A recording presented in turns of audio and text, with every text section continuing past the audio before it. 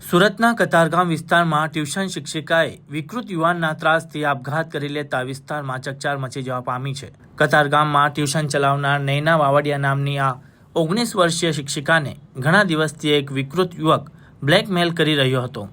આને લઈને સામાજિક અગ્રણીઓ દ્વારા મુખ્યમંત્રીને રજૂઆત કરવામાં આવી છે। સોશિયલ મીડિયામાં પણ આ મેસેજ વાયરલ કરીને પાટીદાર દીકરીને ન્યાય આપવા માટે લોકો માંગ કરી રહ્યા છે। આ અસામાજિક અને વિકૃત યુવક દ્વારા ટ્યુશન ટીચરને એ હદ સુધી બ્લેકમેલ કરવામાં આવી હતી કે તેને મોતને વહાલું કરી દીધું। હાલ પોલીસ આ સમગ્ર મામલે તપાસ કરી રહી છે, પરંતુ સોશિયલ મીડિયામાં પાટીદાર યુવતીને ન્યાય આપવા માટે એક આંદોલન શરૂ કરવામાં આવ્યું છે।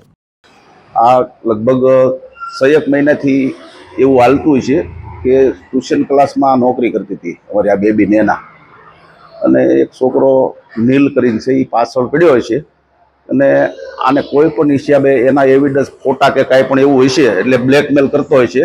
અને એક વખત એનો ઘરે આવીને ફોન પકડાઈ ગયો એટલે એણે પૂછ્યું કે તને કેમ આ છોકરો ફોન કરે છે, એટલે કે એને ફોટા મારે પાડી લીધા છે અને બ્લેકમેલ કરે છે। એટલે આણે તાના ટેસ્ટ ટ્યુશનમાંથી છોકરાના પપ્પાનો કોન્ટેક્ટ નંબર લઈ અને એને ફોન કરેલો કે તમારો છોકરો અવારનવાર આ છોકરી અમારી દીકરીને પાછળ જાય છે, હવે પછીથી ધ્યાન રાખજો, આવું બને નહીં, કડક શબ્દમાં